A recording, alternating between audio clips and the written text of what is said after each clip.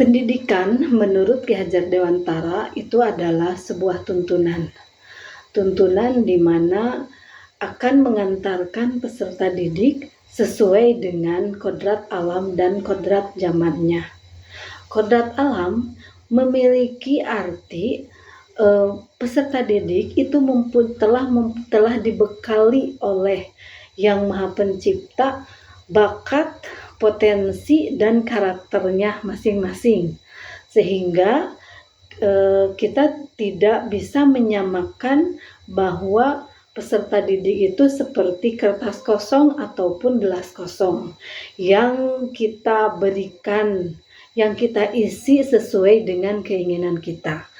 Tetapi menurut Ki Hajar Dewantara, guru itu hanya bisa memberikan mengarahkan kepada potensi yang dimilikinya atau mengarahkan bakat yang telah dimiliki oleh peserta didik, seperti diasosiasikan dengan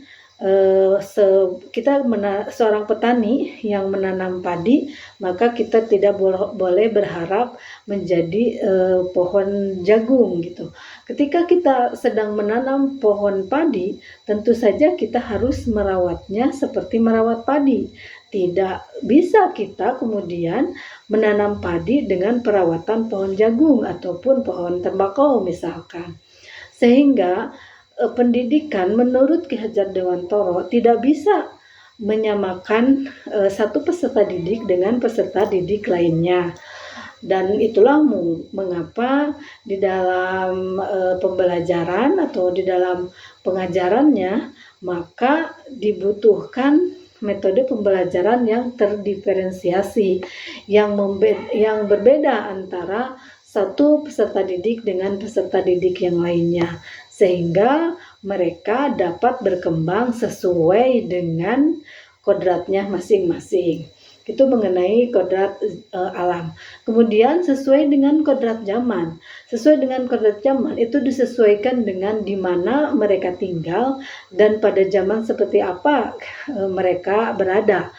Mungkin pendidikan ketika masa kita itu tidak boleh disamakan dengan pendidikan masa sekarang karena zamannya juga sudah berbeda, dan kemudian keadaan atau masyarakatnya juga tidak bisa disamakan.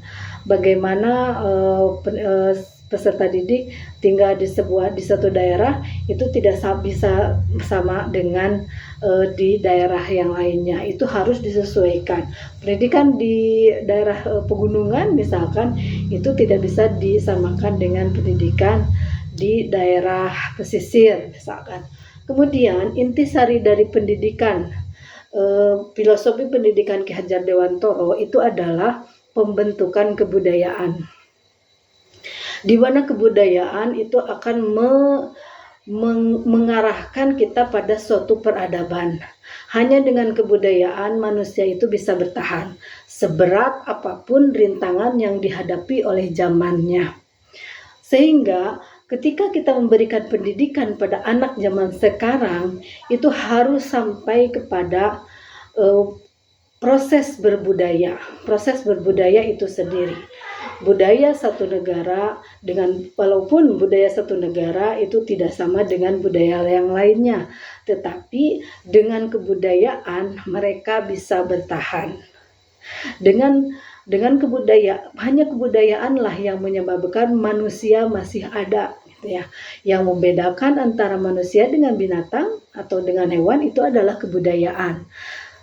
Mungkin saja lumba-lumba atau monyet ataupun gajah itu bisa dididik untuk membaca, dididik untuk menulis gitu ya.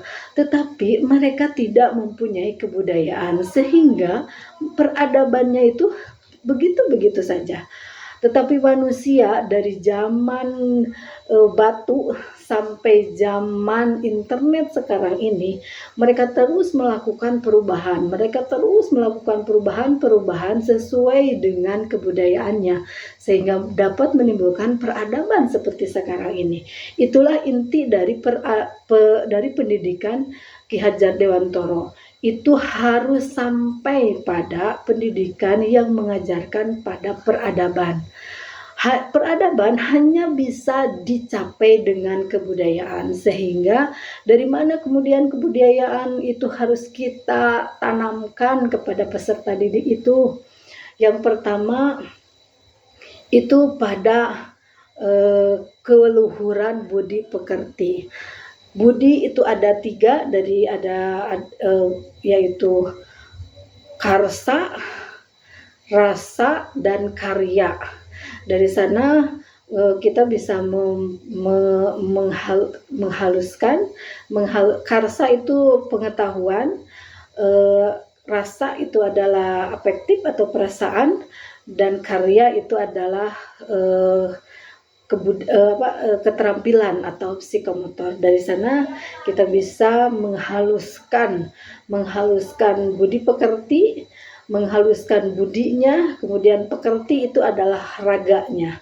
Sehingga ketika dengan meningkatkan budi pekerti, maka kita bisa mengolah karya, karsa, karya dan pekertinya, atau budaya dan olah rasa dan olahraganya gitu.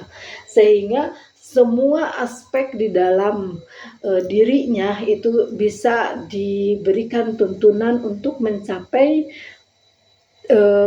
untuk bisa menghadapi tantangan di masa depannya.